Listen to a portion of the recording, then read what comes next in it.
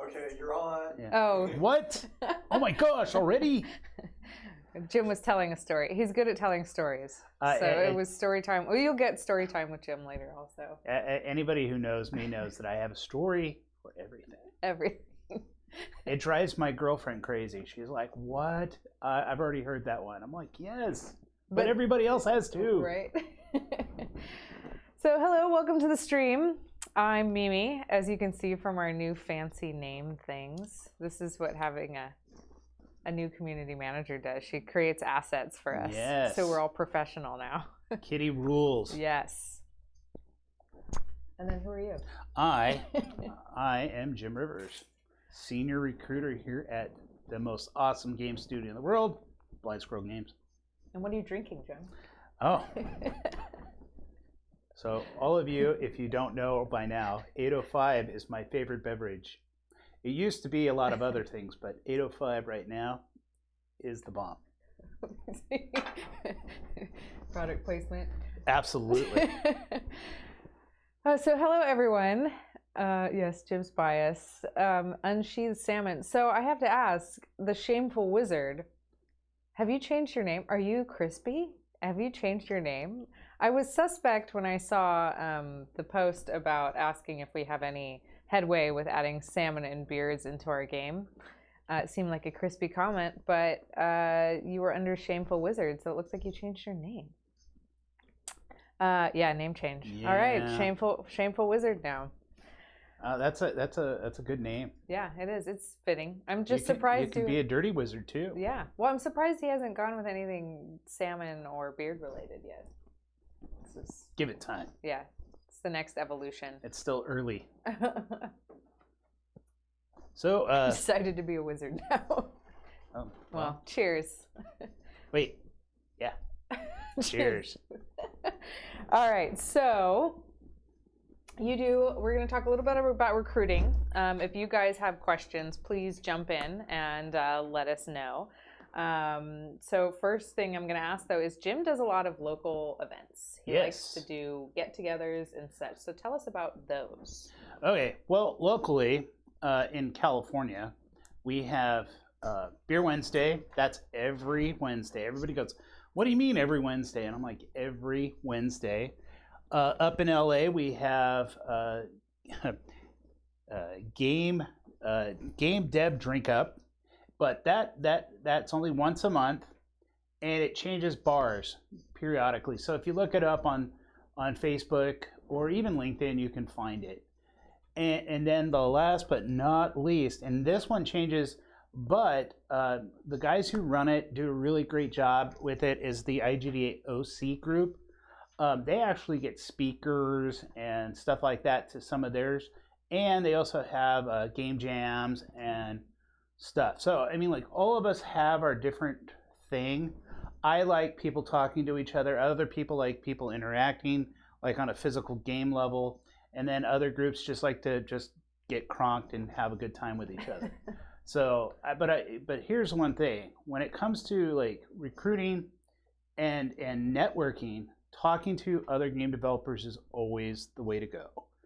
I get more hits and really good hires from friends of friends of friends of friends that say, hey, I've got this guy, he's really good. I've got this girl, she's really awesome. And then we promote that way, and it's so much better, and it keeps to the industry the way we like it. So yeah, no, he's always networking. Like, he's got something every night. He's leaving from work and going to some bar to go network with more gamers. But you know, we've been hiring a ton. I like me the nerds. His networking is top notch. I have my days. How many business cards do you go through? Oh geez, I'm almost done with my first Blind Squirrel pack. And High Night Sire 9. So when conventions come up, you gotta have your 500, or otherwise you run out. Yeah, he went like what, through 500 in just a few months. About. Oh yeah, I remember one year, me and a companion or friend of mine at the time, Court. He and I had a competition to see who could get the most business cards. But in being able to get more business cards, you had to give business cards because there's a routine. Exchange, yeah. You take wait, I have mine set up like this. You take out a card and receive a card. And so I think I beat him that time, but he beat me the convention later. I think I had something like 1,200 business cards, which I had to sit around and like go through all my business cards to realize that about 90% of them were kind of useless. I didn't need any of them. Right. And the ones that I did have, I still have in a big folio in my office. Nice. Yep. So always look for Jim, the man with the business cards. Yep. He might hire you. I will always talk to you. So speaking of hiring, we have multiple positions here at the studio. right. Sorry guys, but programmers come first. Always. Every studio. Programmers. And this right now is probably, if you're a junior programmer and you're good, and your friends say you're good, your school tells you you're good, hit us up, especially locally, because right now we need all the programmers we can get. And if you know Unreal, that even makes you a better programmer. So Well, and we're always looking for C++ also. always C++. C++ is their biggest, the biggest Oh, thing they're schools, looking for. And stop with the C# stuff. Yeah. C++. Stop this other whatever that other program is. That are planning curriculums for universities, please Yeah, heed Unreal, Jim's warning. please. And C++, please. Please. So we have a question from JRC West. Could you talk a bit about following up after applying? How long do you feel candidates should wait to follow up after applying for a position? Should we follow up with the recruiter, i.e. you, if you have no one else to follow up with? Always follow up with your recruiter. Always. If that is the person that you've been dealing with directly, always follow up with the recruiter. I always say a week after your interview or even a week after you apply. If you don't hear anything from them, that's a good moment to say, just chime in and say, hi, I applied. I want to see if there's any traction. If so, yes. If not, I usually would, by that point, send them a rejection letter and thanking them for their time, or move them forward. And you're pretty good about actually not letting people hang on. I don't. I mean, you seem to actually reject people rather than being I'm actually a pretty good rejecter. I know that sounds disgusting, and I remember the very first time I ever had to do it, I actually felt really sad, and I sat in front of my table, and I was like rejecting people, and then one of my bosses came in, he's like, put it this way, after you've been here for a while, you'll realize that there's so many candidates that are good and then so many candidates that are absolutely terrible. It will be so easy for you after a while to reject them, and believe it or not, it got really easy. and the problem is, it's like there are people that have studied anything that's out there, and they did everything that they could to make their work stand out, to pop, to speak to a recruiter, because you have to speak to us first. And if you get by us, then you did it right.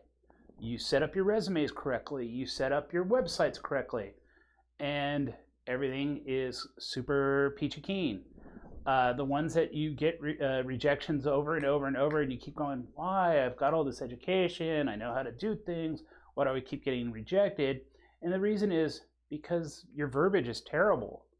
You mean on the resume? Oh, on your resume. Just any verbiage? Okay. Anything, yeah. I mean, I have seen it all. I actually have samples of what I like to call the 500-word resume, and that's including your name and address. And people would just literally go, name, school, I did this, and then it's the end. And you're like, okay, you're not giving me a whole lot of things to work with here. So you recommend 500 words for a resume? No. Oh, okay. No, I mean a real resume. I mean, there are some that are just dreadful. Well, what do you prefer? Because I know I had an old boss who, if it wasn't a page, if it was over a page, she'd automatically throw it away no matter what it was. See, in today's date and time, if you have everything on LinkedIn, and LinkedIn is your friend, For all of you that believe that LinkedIn is the devil, it's not. It's actually your friend. There isn't a game studio or any kind of company in the world that doesn't utilize LinkedIn and its tools to recruit for. And so you utilize LinkedIn as your living, breathing work history. So what's a good LinkedIn look like? And what versus a crap one? Crap one is you just put your job title and that's it. That's a crap one. All right, I have a crap one. Then you put your job title with a minimum of 3 bullets and being positive.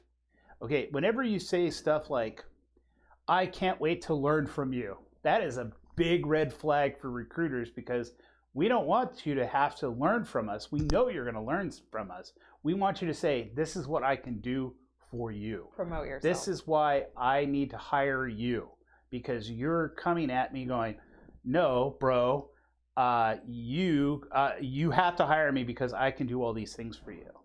That's what we want to see. That's what we want to hear. Whenever you say like, oh, I can't wait to learn these things, I'm like, rejected, you know? And it's not fair, and I'm sorry, but that's just how I see things. So. We have a question from NightSire9 saying, as a character and asset artist, what is something that I can do to help make your job easier? Asset or characters. Such a big difference. If you're going to be an asset artist, be an asset artist. If you're going to be a character artist, be a damn good character artist. Because here's another fun-filled thing for you. Everybody who wants to be a character artist. The people that are senior character artists now, they don't ever want to lose their job. And unless you can look at their work and dethrone them. Yeah, and kick their ass outright, they don't want to lose their job. Or you start off as environments like everybody else does, because why? There's like 8 character artists and then the rest is all environments or car or vehicles or weapons or whatever. And the thing is the big awesome jobs, the people that have them don't ever want to give them up. Right. All right. So you have to start somewhere at the beginning and start with. I had a professor years ago, and he used to say that somebody had to animate the mouse's tail. And we were like, we didn't understand it at first, but then after when you started animating, you started realizing that, oh, all the really good artists got to do all the cool scenes, and you ended up doing all the little crappy shit that nobody else wanted to do. So it works that way with all games. You can't instantaneously come out of college and go, I'm going to be a character artist and I'm going to rule. I can tell you that doesn't happen very often. It's like working up in a kitchen. You start as the dishwasher. Yep. And you work your way up to chef or front of house. Let's see. Can you scroll up a little bit, Eric? That JRC West had a question. And yes, Crispy or Shameful Wizard, I want to see your one-word resume. We may hire you. How do you feel about applying for a position if you don't meet all of the requirements for a position? For example, you have the appropriate programming experience, but the position requires you to have shipped a AAA game, which you've never been in a position to do. I apologize now. Other recruiters, please don't punch me in the face. If you're a programmer and you have done all of like a lot of the needs, I've got C++, I've made a couple of games with friends, I'm going to look at you. It doesn't mean I'm going to hire you or interview you, but I am going to look at you. Just because you don't have tons of AAA experience, that doesn't mean I will overlook you. Right now, currently, we're having a really good boom here at Blind Squirrel Games about programmers. I mean, I can't hire enough of them, and every other recruiter out there is in the same boat as me. And we have to fight for them. So if you're good and you think you're good and other people say you're good, please send me your resume because I'll look at it. So we have Captain Magnar says, I got the job without the AAA title. See? Yeah. It can happen. It can happen for you. And Shameful Wizard, yes, I will frame that pretty quickly if you email that to us. So I will dig it up and find it. I will show you some really turd ones too that are just amazing that I cannot believe. Resumes? Oh my god. So yeah, what What does a good resume look like, and what do you say do not do? Like, Okay, read the job description. It's really not hard. Even in the last couple months being here, being a squirrel, we've all kind of chatted back and forth like, did this person actually read the job description? Especially for producers. OMG. We have so many inbox that were like, oh, I walk dogs. What? And I'm really good at it. Well, how does that make you a interest. producer? It doesn't. And the thing is we get lots of those. I mean, and we try not to laugh about them or laugh at them, but we do both. And the thing is we want you to read the job description and then look at your resume and go, does this match the job that I want? And if it does, great, apply. If it doesn't, don't apply. I think a lot of people do like the blast out 50 job application things, which don't do, because then I have a funny story for that one. he always has a funny story about the subject at hand. Is the single page limit for resumes outdated now that we are in a digital age? No.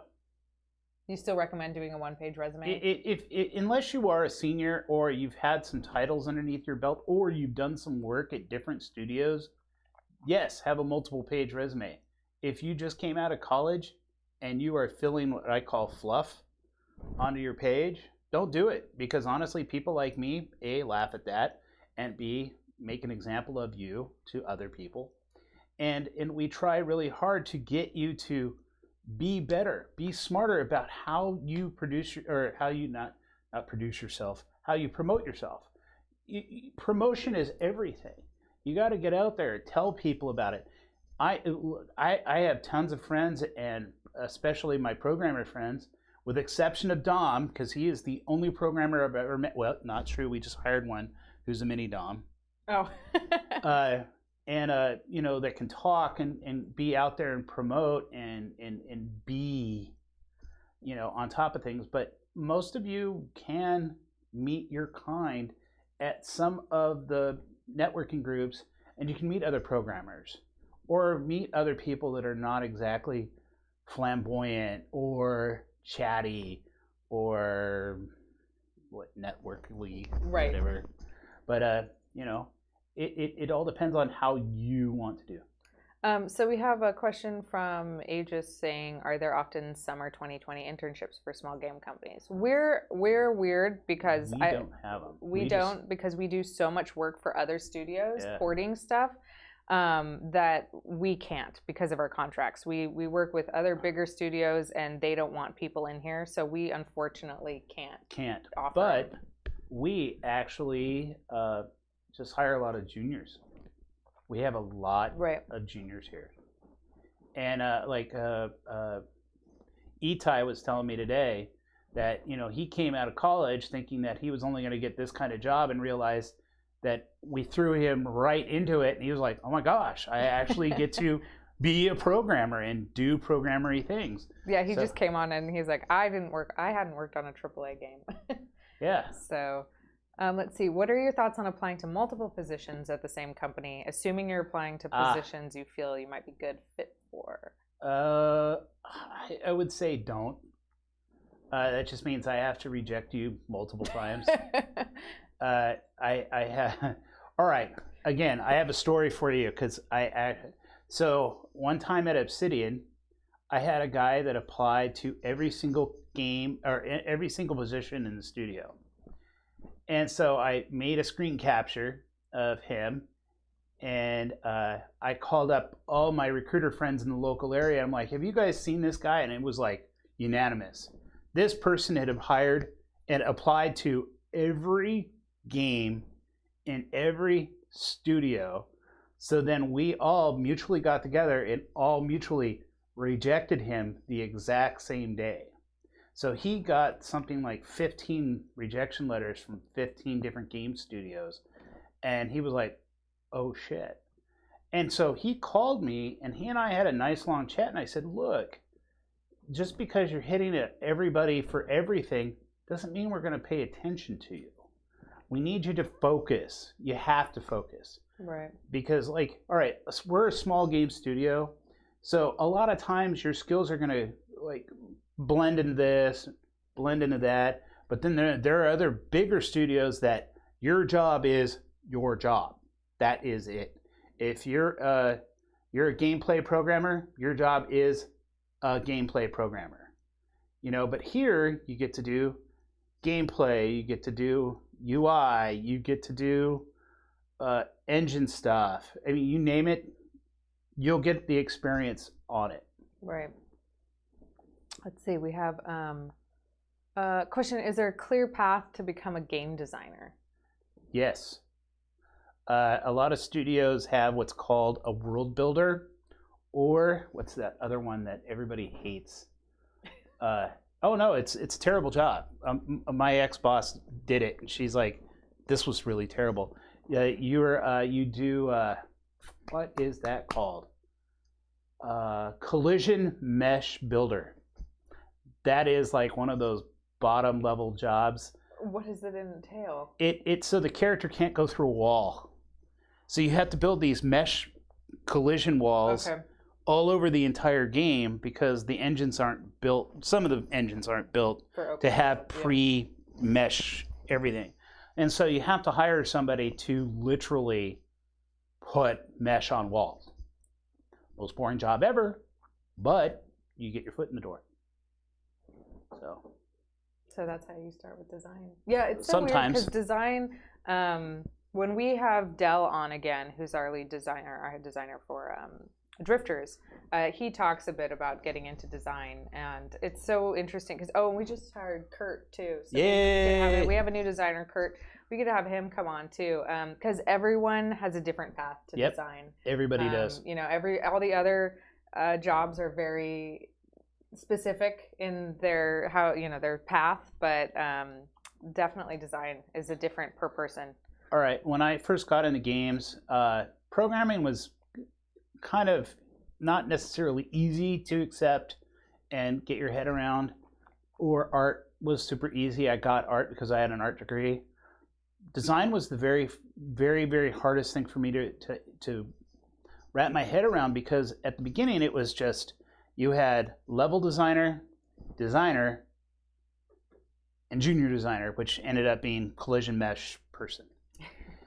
Nowadays we have combat, we have level, we have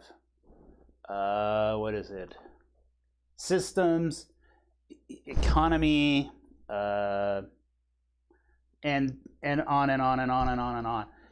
Traversal designer, that was my favorite one to look for jobs. I'm like, and I got like one person out of like 1,000 resumes that actually had traversal on their resume. I was like, oh my gosh. So, okay. Until we get some more questions, I'm thinking you could tell a recruiting horror story. Recruiter horror stories. Don't lie on your resume, because I'll figure that one out really quickly, because I know enough people that if I see something, I'll ask somebody at the studio or ask somebody at one of the other studios and see if you actually worked with that person and did something with that person. And believe me, they always tell me the truth. He knows everyone. I know everybody. He knows everyone, so don't lie. Yeah, don't lie. I've actually Jim knows all. Sorry, Star Wolf. I actually kind of do. When it comes to games, it's not that I'm a great developer. I just like people. And game developers are just...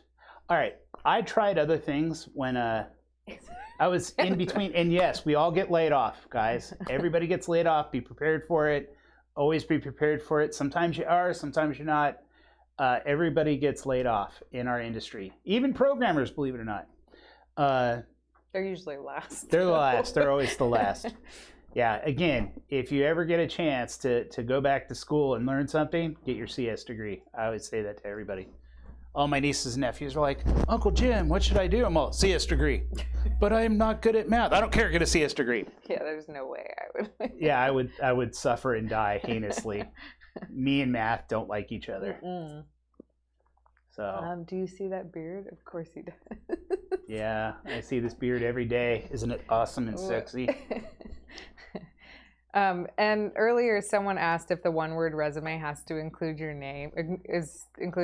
No. So I want to see your one-word resumes outside your name. I want your name and one word that describes you and your work history. Awesome. There you go. I think that you could Baller. Yes. Baller.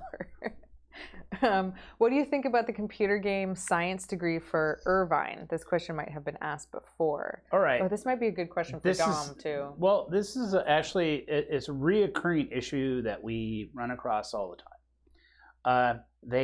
All the schools love to pick the easiest way to get there, with the exception of SMU Guildhall, DigiPen, FIA, and what's the other one? Rochester Institute of Technology. They all seem to like Unity, which is fine. Unity is a great product, but the thing is I need you to be bigger, bolder, deeper. I need you to go the C++ route. I need you to go and download Unreal and just go to town on it. Learn how it works. Because when you go to AAAs, you need to know your C++. Again, Unity people, love you. Think your products are awesome. But for what we do at this particular studio is we need C++ developers.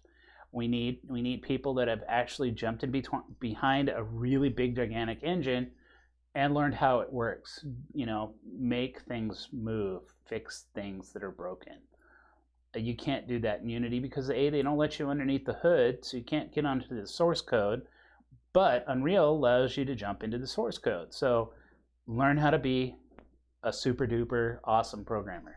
Well, that's what. So Dom, who's usually on our stream too, he always complains. He does a lot of outreach at schools, and his biggest complaint is it mirrors this, and that they're not learning the things that we need you to know. He said basically these universities for their video game degrees and their computer science degrees are teaching you guys how to color in the coloring book gorgeously. Yeah. But we need someone that can draw the coloring book, the outline, the coloring book. They don't know how to do the base stuff to draw the coloring book. They just know how to fill it in. But we need somebody who can actually drop down the lines and lay out the comic book. And exactly.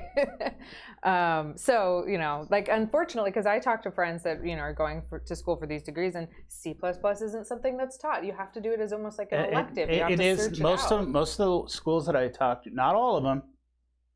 So please, the ones that I just said were awesome, please don't come down on me in a big way. Most of them don't teach C++, or it is like you said, it's an elective. And if you, as a college student, and you get a chance to take that elective, jump on it. And if there's a second one after that one, jump on it. Especially if you want to be in games. Here's another one. If you're a designer, learn C++. Everybody's like, I'm a designer, I don't have to do it. I'm like, BS, you have to learn that. That and all the other tool sets. Let's see, what is that called? I hate my brain some days. It's the 805. Oh God, no. Actually, you throw a couple beers in me and everything comes out more. No, just the regular Maya. No, not Maya. We'll go back to that one, huh? No. What are you talking about? All the scripting tools. You have to learn those too. On top of knowing a little C++, a little C#, get the mix on. Right. So, all right. Hey, wait, Eric, will you go up a bit? I wanted to check. We had a question from Alpaca Pirate. For someone just starting to apply, how experienced do you have to be at something to put on your resume? I feel like I'm coming out of classes knowing less than what I need to know. Okay. Here is Big Jim's favorite way of explaining resume writing. Ask yourself what I want to be. So if you say you want to be a designer, go out on Gama Sutra, or what's that other website? Kotaku, any of them. Find all the job descriptions that meet your job description. Then start going through it and go, I know how to do this. Copy, paste. I know how to do this. Copy, paste. I know how to do this, copy, paste. Now, reconstruct your resume and start using the verbiage that is in a resume and start putting, I know how to do X, Y, or Z. But you have to use you don't have to use their words, because honestly, recruiters like me who have read all the job descriptions under the damn sun. No, you're just copying. Yeah, I'm like, okay. Thesaurus. Thesaurus. It's on Word. You can use it. Thesaurus.com is great. Yeah. And actually give me things that work. Tell me that what you've done. I mean, I know most of you, if you've gone and you have done school projects, you can say that I've done X or I've done Y. And you can put it together in a string. It's not that hard. And tell us what you've done. And especially the one thing that game developers love to hear is teamwork. Because everybody loves to say that, oh, I've done all these things. Well, guess what?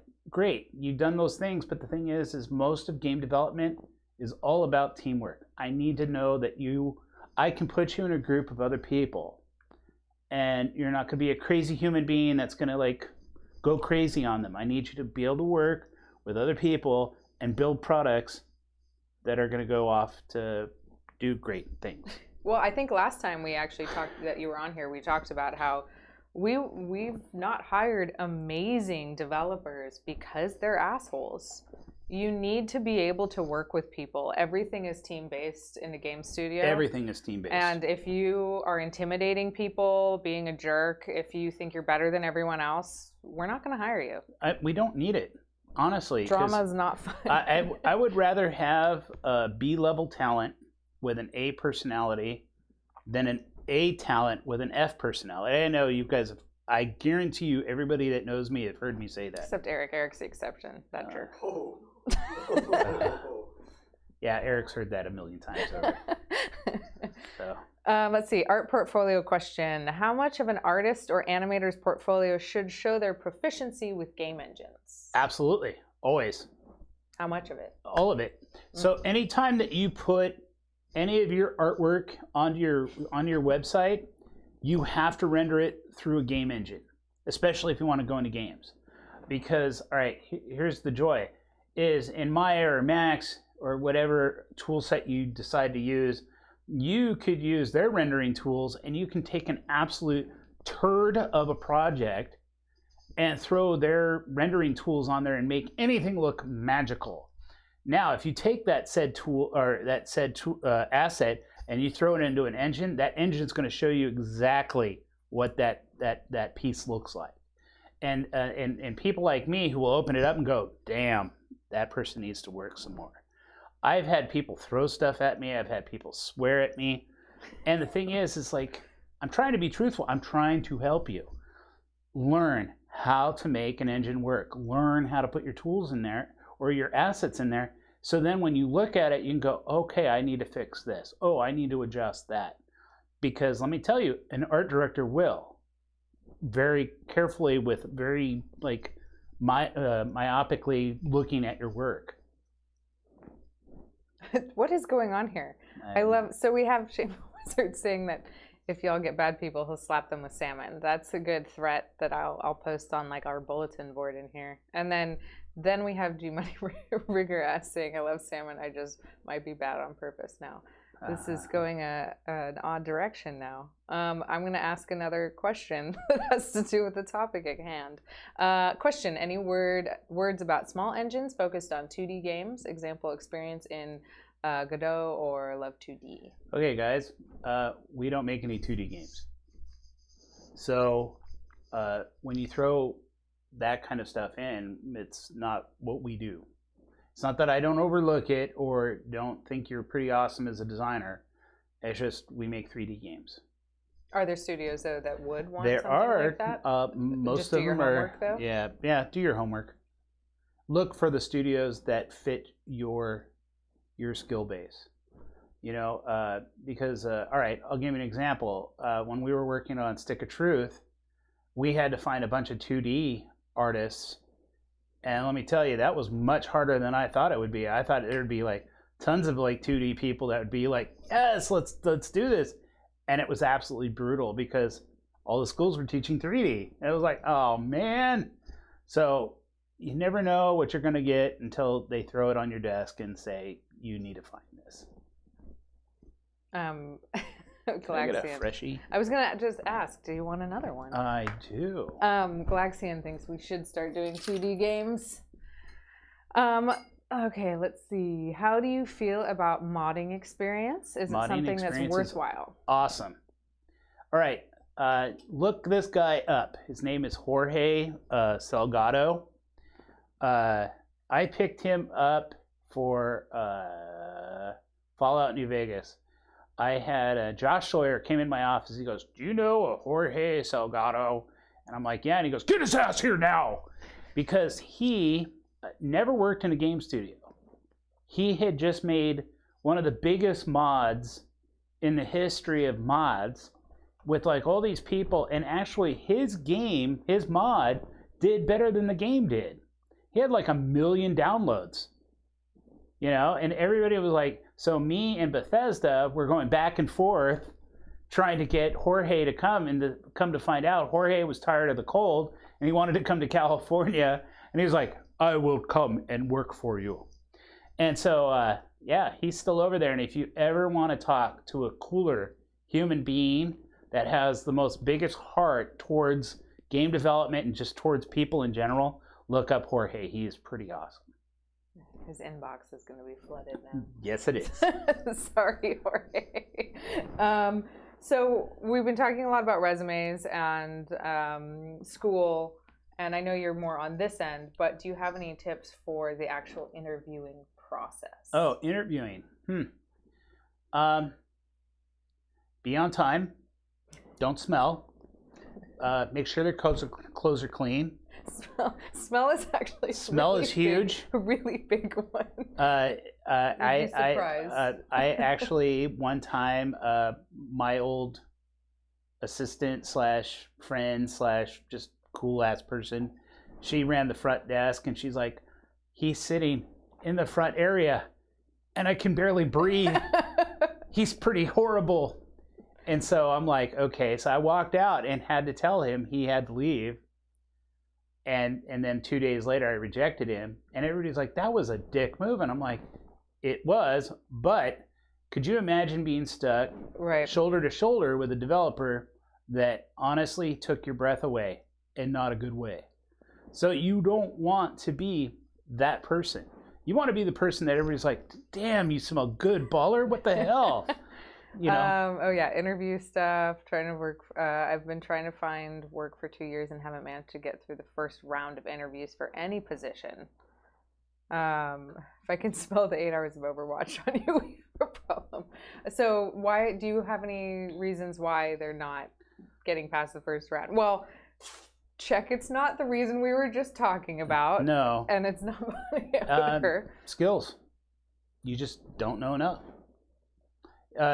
10 years ago, we would have taken anybody and everybody, because back then we didn't have art colleges that taught game development or colleges that taught programming for game development. We didn't have any of that. We had to do a lot of guesswork, you know, looking at resumes and going, this person might be there. Oh, look, he did a game with a friend. You know, a lot of that was then. Now it's like, you know, half of our candidates have gone to a relatively good college. Hey, and I have to say, I've even picked up people that worked at ag schools that were teaching the what are those big conveyors that tear up all the corn?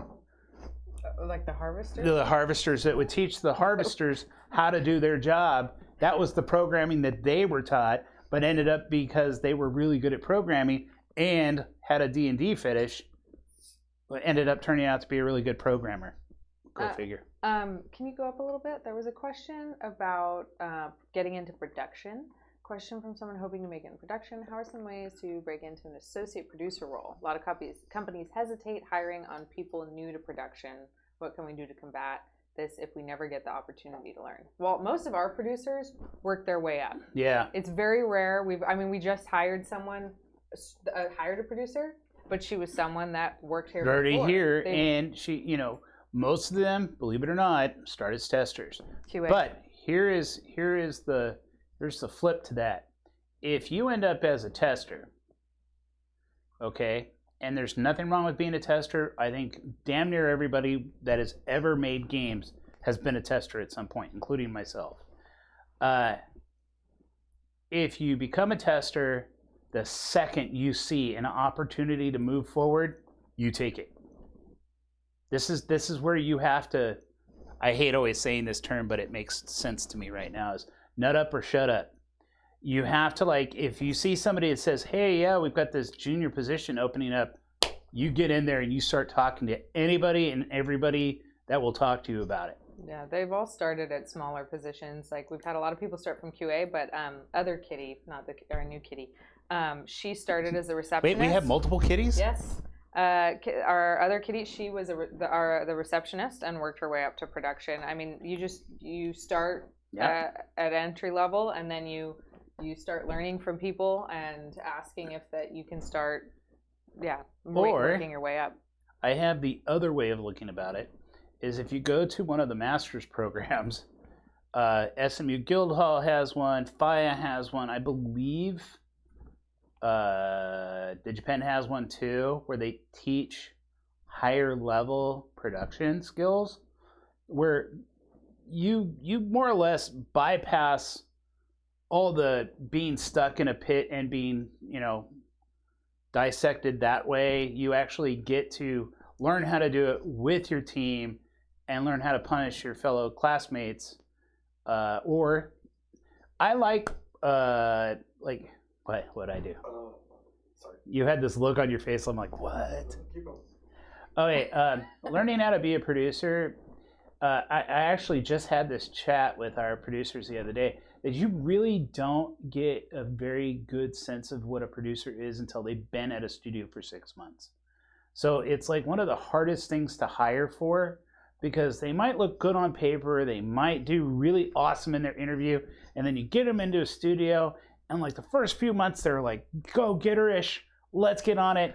Once everything happens, then they peter out, and then you end up wanting to fire them because they suck. Let's see, wait, Mystery Otaku, it's not the smell. I was just kidding. Mystery Otaku. They've all been phone or video calls, and they have a BS and MS, and still find themselves rejected from entry-level positions. Just right place, right time. I hate that, but it's true. I've seen really good developers that were awesome beyond all words on paper, but couldn't talk their way out of a paper bag. Couldn't work their way through an interview. I've seen developers that absolutely sucked on paper, but could talk their way through an interview. It's just practice. And sadly, and I hate saying this, sometimes you're just not meant to be a game developer. I always hate saying that because I want everybody to know what I experience. Being around people that are this creative and this colorful, that's how I see them every day. But sometimes just not a good fit. Sorry. Right. Well, and then sometimes, because we have plenty of people here that aren't the most charismatic in an interview, and but they're hired because their skills. They had the mad skill set. That's the thing. There has to be a trade-off. Yeah, like there's always a trade. It's either the personality and the skills aren't so great, but the personality was great. But then there's also, the people whose personality or charisma, they might be a little awkward in an interview and stumble over themselves, but they have the skill, and we can see that it's like, no, they're just nervous talking in an interview. Yes. And they're going to be fine once you throw them into the actual studio. Interviews are never fun and or easy, because number one, for all of you programmers that are out there listening to this, if you're a junior programmer and you're with other classmates, I need you all to start whiteboarding each other. Come up with some really hard questions, put it in a Rolodex. Each person gets to pick one, and you go up on a whiteboard and you start answering the questions, because you don't get to pull up Google during your interview. Pop quiz yourself. Pop quiz yourselves, because honestly, like, we know that you're not going to probably get the question right. It's just how your brain deals with the question. Like, you deal with it, and you're like, start it, get it going, and towards the end, most people freeze up and they don't finish it. But it's the thought that they got the general beginning right. Right? I've seen all kinds. I actually watched one time a game developer locked up, couldn't figure out what to do. He threw his hood over his head, put his face on the table, and it took us 45 minutes to move him. He just froze up, couldn't move, didn't want to talk to anybody, and we had to I had to talk his way out of getting out of the studio. And sometimes it does get gnarly. Sometimes they're going to ask you questions that you probably have heard once, like a million years ago in school. You have to school yourself on how to deal with big questions. And I think online they have, questions for whiteboards. They're out there. There's something out there for everybody. Right. So. We're a little behind on some of the questions. Would there be any hesitancy hiring people new to QA? We hired new QA people all the time. That's entry. People that have never had a job in the video game industry get hired into QA. They look for, communication. Actually, our QA people writing skills are everything. Communication is the main thing they look for. So, you're doing project management. That's a good skill to have for QA. Yep. There's a ton of stuff that. Well, having a PM is a good direction if you want to be a producer too. I've seen lots of people over the years that had their PMP, I think that's what it is, on their resume, and they turned out to be awesome because they already got the general idea of how to. And also, here's another thing over the years is that production has changed from being we're going to hammer our employees to death to how can I help you? How can I make you better? How can I get you to finish what you're working on? Instead of just being please, now, get it done. And they've changed that over the years, which is awesome because, honestly, game developers don't need to be beaten to death. They need to be nurtured. They need to feel their creativity and get it out there for the public. So. Right. There was something else up there. We had someone asked about. Can you scroll up a little bit, Eric? Where was it? No, keep going. Any advice for better interviewing? Been doing this since 2010. I still find myself so nervous that I sometimes shake in interviews. I thought I would get better at this, but it doesn't seem to be that way. Take a breath. Or Xanax. Or no, don't take a Xanax. I'm just kidding. I'd Don't be take a Xanax. I'd be like this in a meeting. That would be me too. Just relax. They know you're nervous. We all know you're nervous. They expect you to be nervous. We're suspect of people that aren't nervous. I had a candidate that I had to pick them up in the lobby because they went in the bathroom and threw up before their interview. That's fine. It happens. Everybody gets tense. Even I get tense, and I've been interviewed a million times. And even every now and again, I still get a little when I interviewed at Santa Monica Studio, believe me, that interview was gnarly, and I was like, oh my God, I'm so not getting this job. And eventually it happened. I was like, what, idiots? Why'd you hire me? Because I totally just put my foot in my mouth half the time. I'm really good at that, by the way. And I've had people that listen to music beforehand. Like calming music, just bringing in your phone or whatever you listen to music on, and just sitting there and calming yourself, listening to something that calms you and makes you happy, or something that inspires you, gives you a little bit of confidence. I mean, it seems kind of cheesy, but I know that people that I've seen a couple people do it in the lobby, and they get hired. The people that I've seen do it have gotten hired. I have. This is my crazy way of dealing with an interview. I show up about an hour and a half before my interview. I sit in the parking lot. I gave myself an entire index of all the people that work at the studio.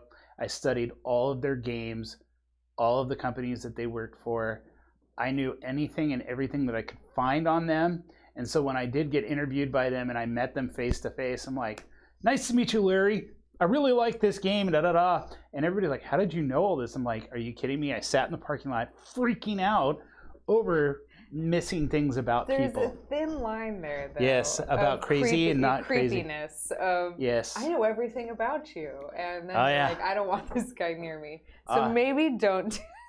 Well, but again, you know, I'm one of those people, I'm not a perfectionist. Well, but you don't come across as like as a creepy you're just stalker like, type. Love your game. Like you can. Yeah, you can go about like, it. Yeah, and just hey. say I loved your game because you knew that they worked on this one game that you truly dug. You got to do it. You got to be cool about it though. Otherwise, you're gonna come across as a creeper. As a creeper. Let's see. I have a tendency to ask if they have any concerns regarding me as a candidate before leaving, so I can get a chance to address them before the interview ends. Ooh, actually, Star Wolf. I want to do Star Wolves. Yeah. All right. For those of you who don't drink well, because we were discussing this earlier, there are ways to go around that, especially when you're at. Oh, you mean like drinking in an interview? No, drinking at like a networking group. Oh, because I think they were joking about the interview. Drinking. Oh, don't do that, please. I've actually had people do that their breath reeked of booze, and you're like. Or my favorite is one dude showed up and he was so high, and he actually did really good in his interview, but the fact that like honestly we were getting high off of him meant that he got completely tanked before he got in there. But he freaking killed his interview because he was. Did he get hired? Yes, and he was super chill the entire time, and I was like, wow, dude, I would be. This is the way to go. Dude, there's some people that I could not. Yeah, no, I knew programmers that would go out and just middle of the day get totally high, right, and then come back in and just program like crazy, and I'm like, how? I'd be like, yeah. Not that I'm saying nobody does that. It just is what it is. So. Thanks for the wonderful time and advice. Have a wonderful day. Oh, well, have fun at work. Oh, thanks Shameful for all your Wizard, great questions. Right on. You hired a human bog. Yes, Shameful Wizard. And also, Shameful Wizard wants to know if we have people to make our Twitter banners for us. Kitty. Kitty does it. Kitty does it. Thank you, Crispy. I mean, if you want to send us your entries, we'd be happy to take a look at them, especially if they have, you know, salmon and beard things on them, as I assume they would. Look, beards are rad. Actually, we just hired an old designer back, and he has my beard, but younger and darker. I was like, cool beard, dude. And he's like, yeah, cool beard back. You know, I'm like. Is this Kurt? Yeah. Kurt has a rad beard, by the way. Yeah, we'll have Kurt on because he's another designer. So getting some designer questions out of him would be good too. Yes. If interviewers take you out to lunch and order alcohol, is it okay to also order alcohol? Yes. Yes. It is, but know yourself. I can interview while drinking, and I'm pretty good about it. I've seen some people that melt down terribly. Right, yeah. If and the honesty starts coming out, and you get the things about a developer that you don't want. I interviewed a guy, and during the day he was awesome. When I got a couple of drinks in him, he turned out to be a complete racist buffoon, and I was not cool with it. You know, sometimes it's good. Get him drunk and let you know what you're really dealing with. Yeah. So Arctic Laser, Jim, you were mentioning advice for networking events as someone who doesn't drink. Can you continue that yes, tangent? Please. So there. Oh, not with the beard thing again. I thought we were going to. Weren't we going to 1:30 or today? Oh, so now I get half an hour of fucking beard on my face. Great. Great. Well, hey, you know what? You're gonna rock it. Rock it. All right. Okay. So if you're not a drinker and you want to look cool at a networking event, so grab the biggest glass you can, and then have them fill it up with soda water or ginger ale. Tonic or ginger ale, and then put some umbrellas in it or some fruit or whatever, and guess what? It looks like an alcoholic beverage. And then you can get away with it all night long. And if you still have it full, like if you sip it, no one's going to offer you to order you a drink. Yeah, they won't offer you another drink. Yeah. And here's the best part. While all the idiots around you are getting drunk and wasted, you get to be sober and you're the person in control. That's true. That is the win. So even if you do drink, it might be, more beneficial to just do that. And look, for all of you juniors out there that are going to go to all of our networking events, don't get drunk. Please don't get drunk. Right. If you're a senior and you've been in the industry for a million years, you can do whatever you want. But if you're a junior, don't get wasted. I have cleaned off more junior talent in the world. I've been out in the parking lot watching some poor kid puking their guts up. Don't do it. You don't need to. Just keep it together. Be professional. Buy them a drink. Be nice to them. Don't get smashed with them. Because that's actually kind of what they want to see. So. Thoughts on hiring people who are seasonal, available only in summer and winter? Whoa, what just happened? We don't really have any seasonal people. I know a lot of studios that do, but not us. I mean, you're in it to win it here. So. Yeah, we don't do seasonal stuff. I mean, we have contract people every once in a while, but that's not based on the season. It's based on the project at hand, so we can't go based on the season. Yeah, I would rather you be done with school, no entanglements, just come in, be a game developer, learn, grow, be awesome. Eric, there was one that you had highlighted up there. Yeah, it was for students. Did Jim already give advice for students? We did a little bit on what kind of student are you? Yeah, students are very broad. Like we had some suggestions of what not to study and what to study, or more like what to study, what to add. Because a lot of the video game programs or engineering programs out there aren't giving you guys the right classes. Enough tools. Yeah, enough tools. Everybody needs more. If you're an artist, you have to know more. If you're a programmer, you have to know more. If you're a designer, you have to know more. Everything has to know more. And I'll give an example. 10 years ago, it was easier to pick kids right up out of, and I'm sorry, I'm 50, I'm allowed to call you kids now. It was easy to pick kids up out of school because they knew more or less what we needed. Now, it doesn't work that way. You have to have not only what your school tells you, but you have to get together with your pals and your cohorts or your group or whatever you want to call them and make a game. Here's my trick, and I learned this from Fergus Urquhart. When you make a game, you don't make a whole game. You make a level. Or he used to say is you make a room, do all of your stuff in that one room, figure out all of your design components, all your programming components, all your art components. Then, once you have everything figured out, then expand past the room. Make it a level. Make a level with your buds and make it solid. Make it clean. Make it fun. Here's the biggest thing. Make it fun. I've seen tons of games that look cool but aren't fun. Right. I want to play something that's going to keep me intrigued. I love horror games because they scare the shit out of me. But the thing is they draw me in. They keep me going forward. Always keep that in mind, especially if you're a designer. Keep moving forward. Artists, all right, 10 years ago, if your line was straight, that was great. Nowadays, if your artwork isn't dirty and destroyed, zombies gone through it, everything in your city is blown up, if you don't have that, we need you to have that. I need things to be broken and clean, dirty and destroyed and destructive. I need all those things. So the person that had asked about the advice for students said that they're going to school for programming. They're a sophomore, not sure where to go. Well, earlier we were talking about the importance of C++. C++, C++. That's Plus, always yeah. what they're looking for, It and is- no one teaches it at universities. And we can't hire you unless you have it. Yeah, well, we could hire you, Well, we but don't you're want gonna to. get schooled I mean, really the quickly. amount of times that Dom's like, he didn't know C++, and then Yeah. just like, it's like, we're done. Like, Yeah, we can't do interview's much. over. And the thing is, you have to know it. And if your school offers it as an elective, jump at it.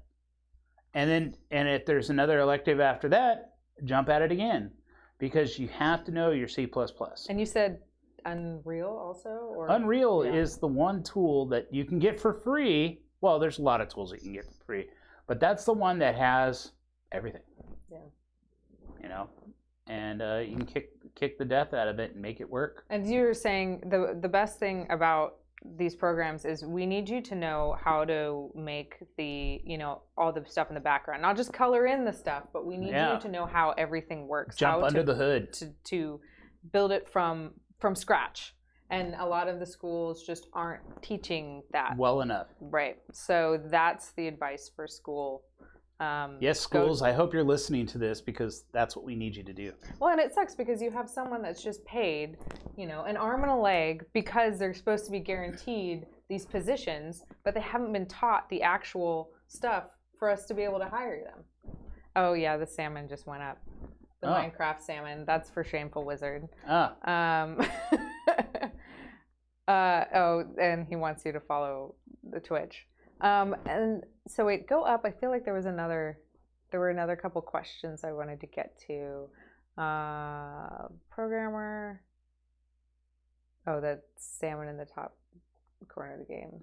Oh, maybe that was it. Wait. The one. It was a social. No, up there above Galaxian. Any advice for someone who wants to network but gets way too nervous in social situations? You come and find the person that's running the group, and you tell them that you're nervous, and you go from there. I've said that to every group that I've ever spoken to. Like last week at Beer Wednesday, there was a girl, and she skated around me every chance she could. I kept trying. I'm like, I see you there, and she worked her way, like talk to no one, and I'm like, come here, come sit and talk to me. I will help you get through this. And a lot of times they're like, one of the most favorite people in the whole world is Yvonne. She used to work here. She's in my world. She's one of the most amazing people ever.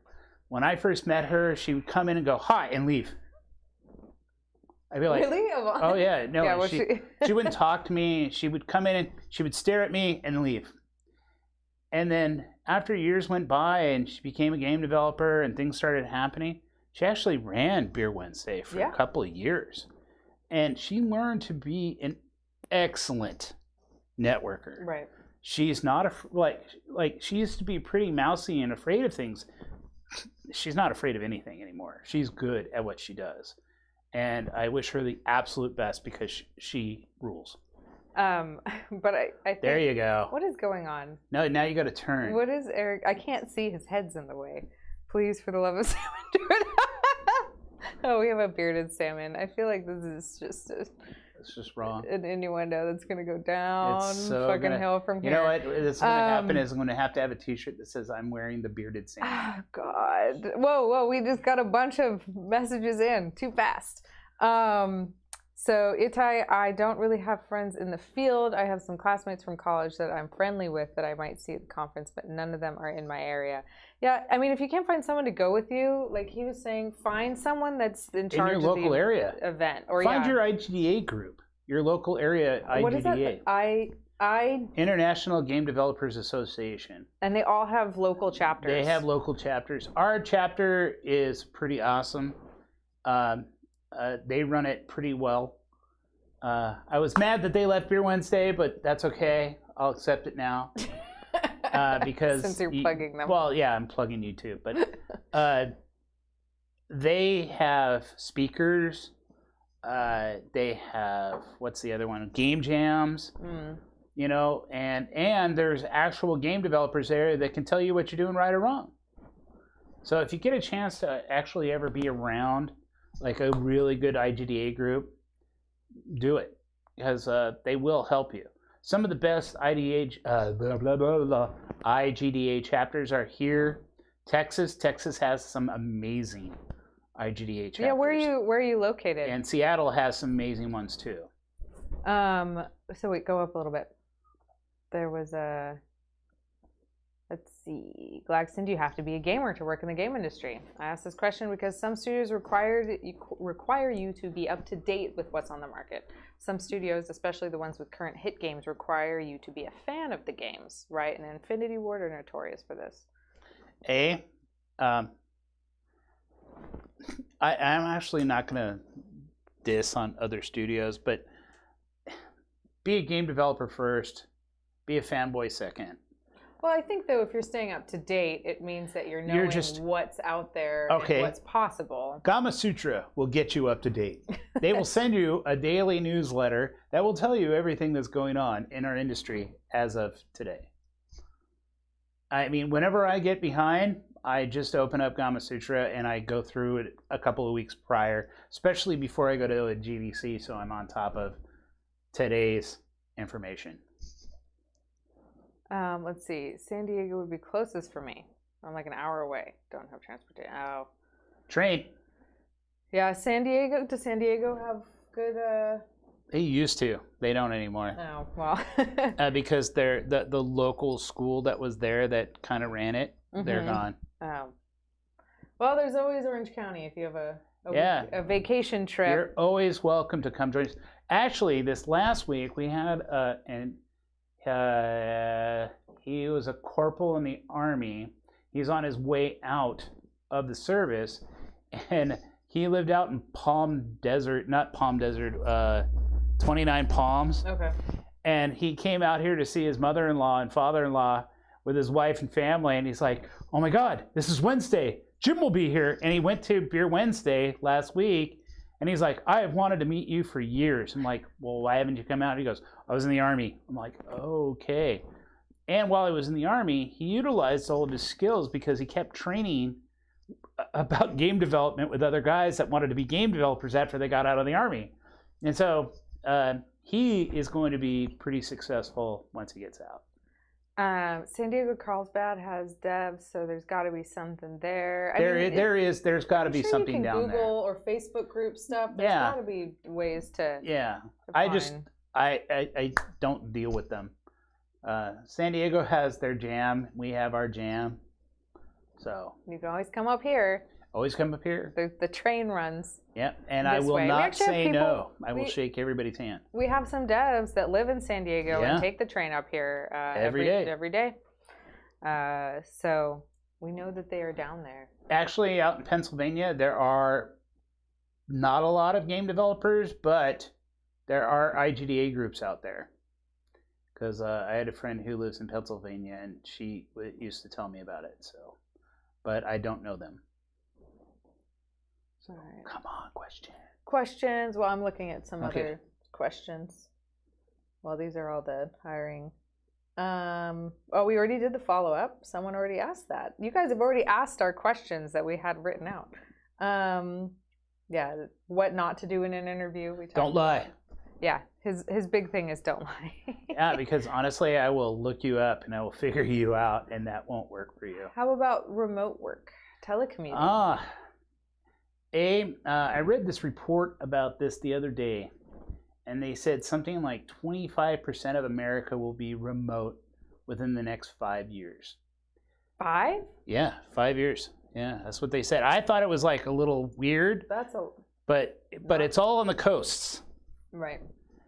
All right, but you look at some place like Montana, Idaho, and they have a lot of developers that live there. And they do project work, but they only get a bit and piece. They don't get a whole game.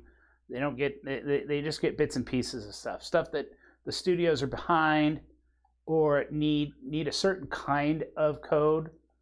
But not like it is when you're right in the middle in the mix with your team.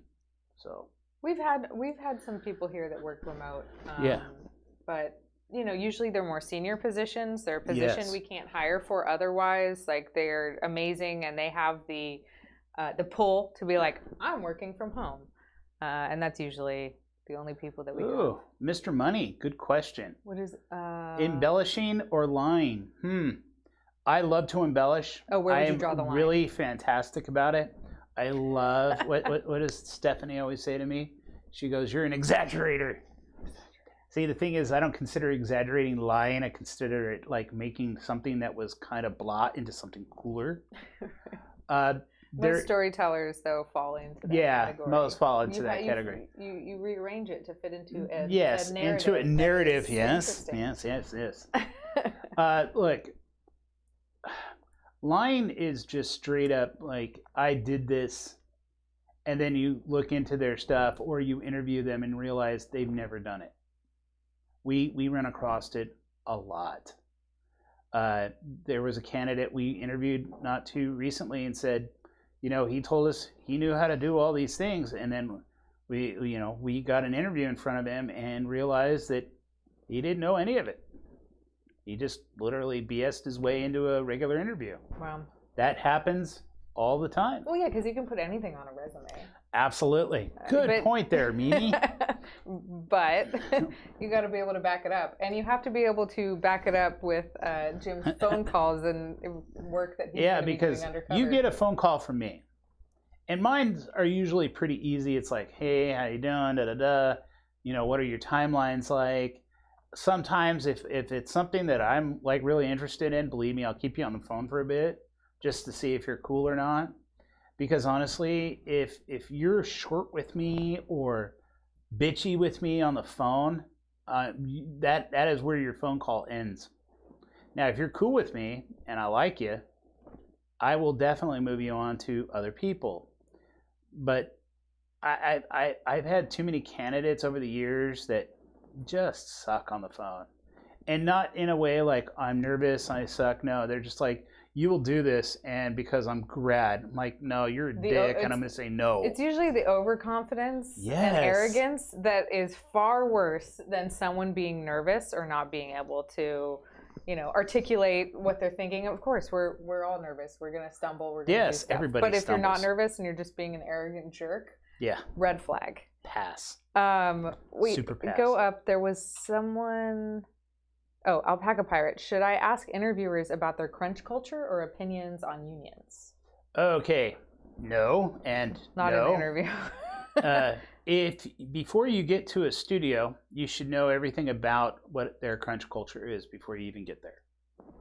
Believe me, all game developers, if they don't like something, they have no problem with telling the world about it. And if their crunch culture was terrible, believe me, they're going to tell you. Union, all of us are still throwing that one around, trying to see how it's going to officially pan out. Because I know the publishers really, really, really, really, really, really don't want it. And I know all the developers really, really, really, really, really do. So keep your eye out. Let's see where it goes.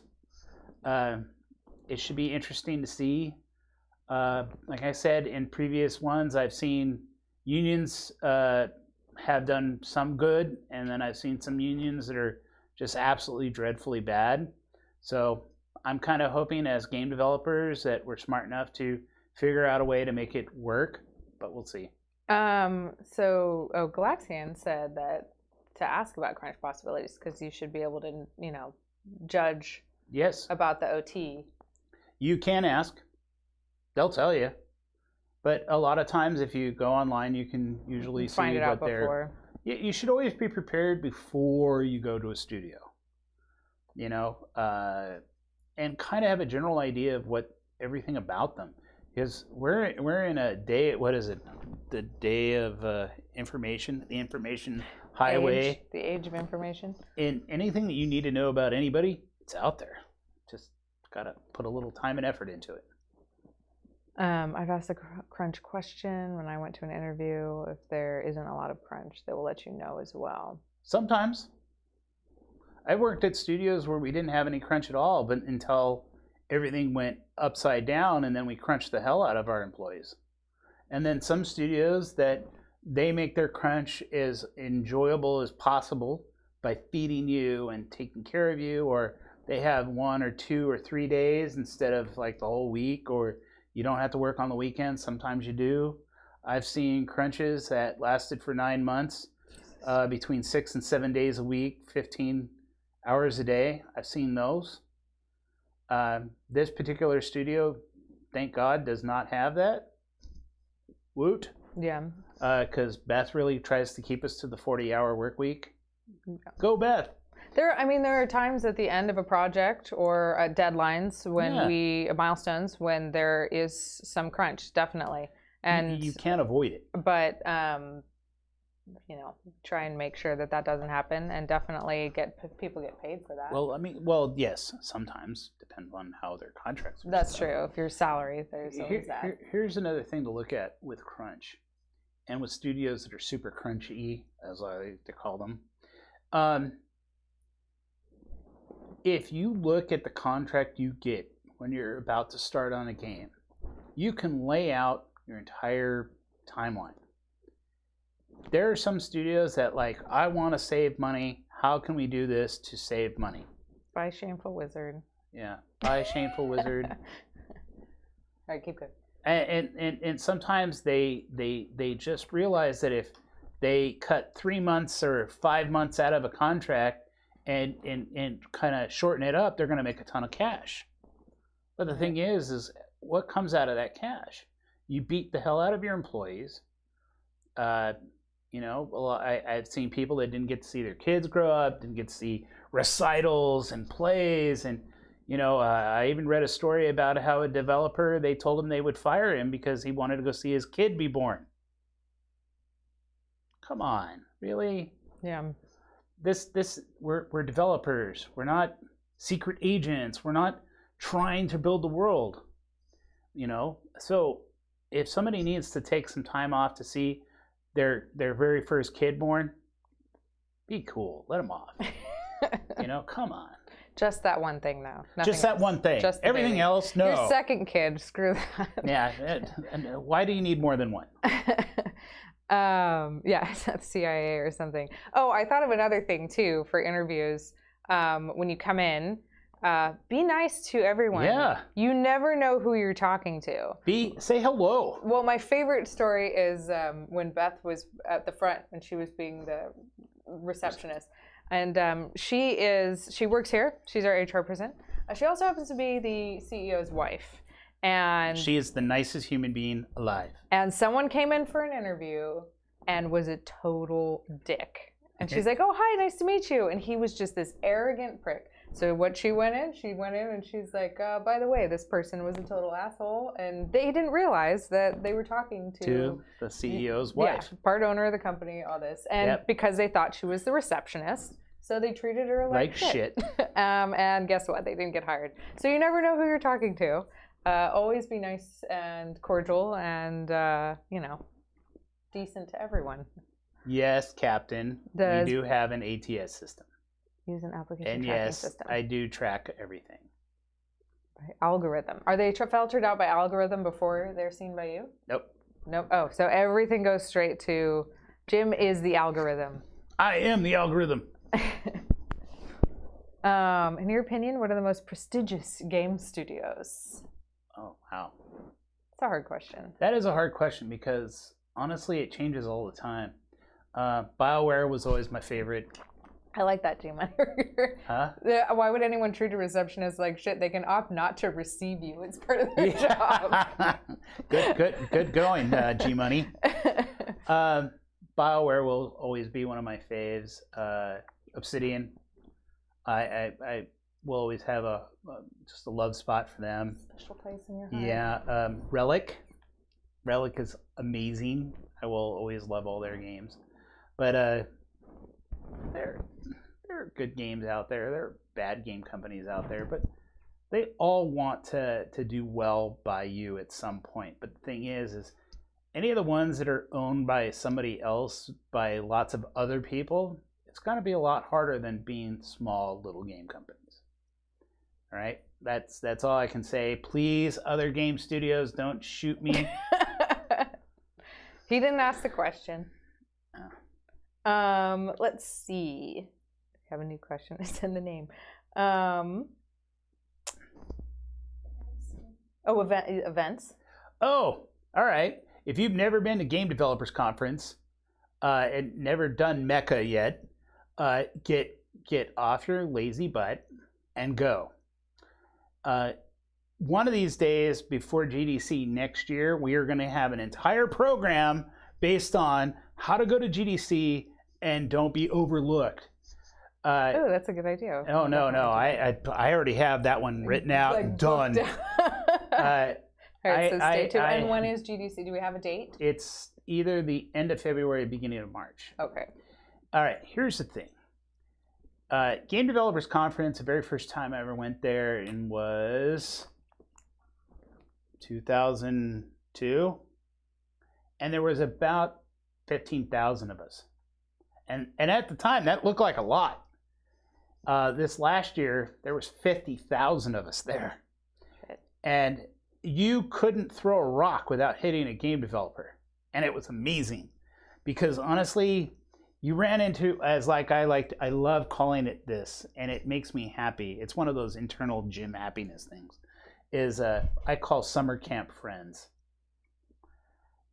And summer camp friends are the best because they're people that you've worked with, people that you have, did your work with, went to school with, anything with, and they're there. And you guys get to enjoy a whole week being around game developers that you enjoy and being around with.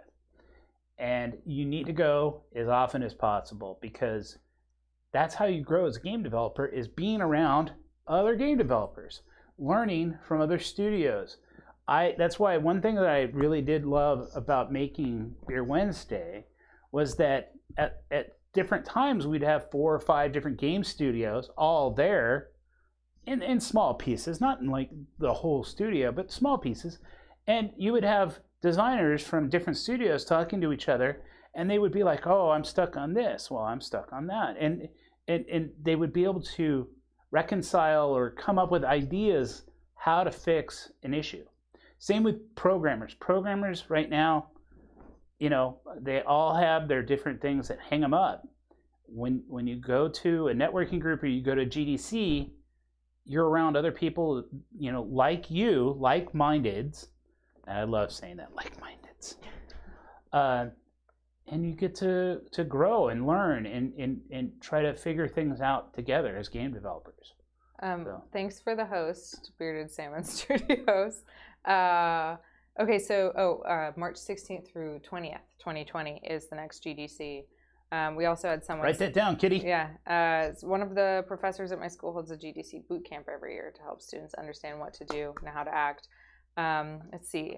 I used to do that all the time too, and I'll probably do that this year as well. Well, we'll do one here on the stream. Yeah, and I will actually probably go to all the colleges locally and do it there awesome. too.